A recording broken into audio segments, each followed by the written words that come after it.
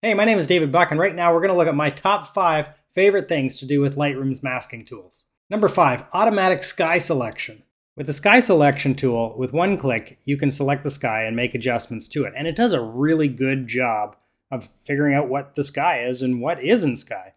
And so part of editing is knowing what to do. Another part is being able to do it really quickly. And so this is one of those tools where with one click, I can just push a button and change the sky to be a little bit darker, a little bit more saturated, add a little bit of contrast to it. Basically what happens in my mind is saying, hey, I want to change this little bit right here. I can just click, point, make the adjustments that I want. And it uses these super intelligent, like algorithm-y things to recognize all the natural features like mountains and trees and accurately detect objects that belong in the sky and those that belong on the ground. All you need to do is hit select sky and make your adjustments. You can refine the colors, desaturate the clouds, even paint in some drama or some mood to it. And as with all the masking tools, you can combine them with all the different other tools that are there. My goodness, it just gives you so many options all within a few seconds. So this allows you to make important adjustments, lets you do it quickly. It's just an important part of a good workflow. Number 4, selecting by color range. When you're making a selection and being able to use a little eyedropper to pick on a part of the image that you want to adjust, you don't have to go looking through the colors to figure out what color you want. Being able to select the color range you want just by clicking this little dropper right here, picking what you want, and then it automatically makes the selection within the image so you can make all the adjustments that you want. This is great for just being able to fix a color cast or an unwanted color. You know, in images, when you've got too many competing colors, it just makes it look muddy and you're not focused on the thing that you want to. So being able just to point and click and select the color range that you want and then either desaturate or change the hue of it, it just makes it a whole lot faster than anywhere else. Just select your thing, let Lightroom figure out what you're trying to adjust, and make your changes. Once your selection is complete, you can adjust the colors, the tone, you can add a color to it. For instance, in a sunset photo with a blue sky, you can warm up the sun rays with a few clicks without touching the blues. So you can keep the blues, you can keep the warmth, you can enhance your image faster and easier than ever. Number 3, the portrait enhancement tools. All right, these portrait selection tools are ridiculous. I've got a whole nother video focusing just on these portrait enhancement tools and how you can make a one-click solution for all of your portrait editing. But use this powerful tool to unlock an entire universe of creative possibilities. It's a challenge to learn what you want to do to each part of the face, but it's even more challenging being able to select each one of those parts to make the adjustments that you want. Well, the portrait enhancement tool makes it super easy. I can select the eyes, the face skin, the lips, the hair, the iris, even the eye sclera, which you've probably never even heard of but that's the little white part of your eye. So you can quickly draw precise masks with just a few clicks. Once again, you select the masks, make your adjustments to the skin tone, smooth out the blemishes, bring out the eyes to make sure that the photos pop.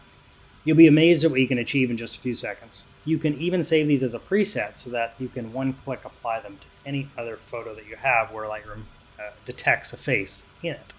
So cool. Number 2, using the brush with the auto mask feature on.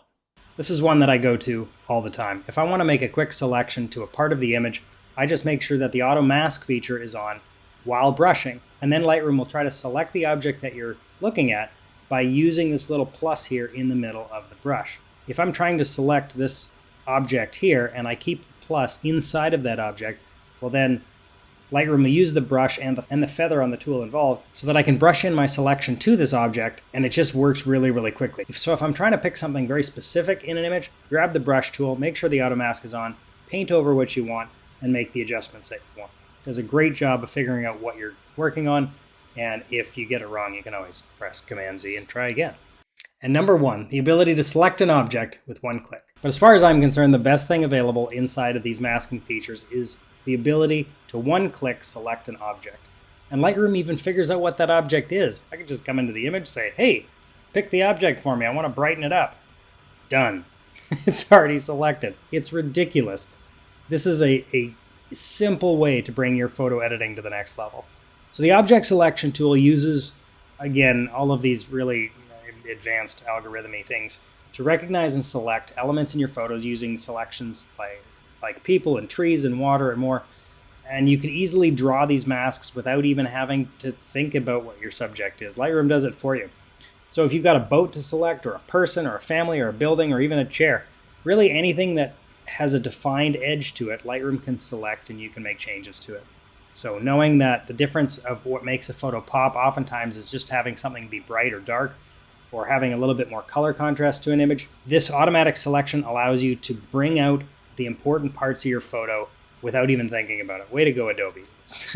If I could high five you, I would. Once again, you have your object selected. You're empowered with an infinite range of creative possibilities. Make color adjustments, bring out certain features, apply effects to make landscapes pop, or even create intense portraits with stunning backgrounds.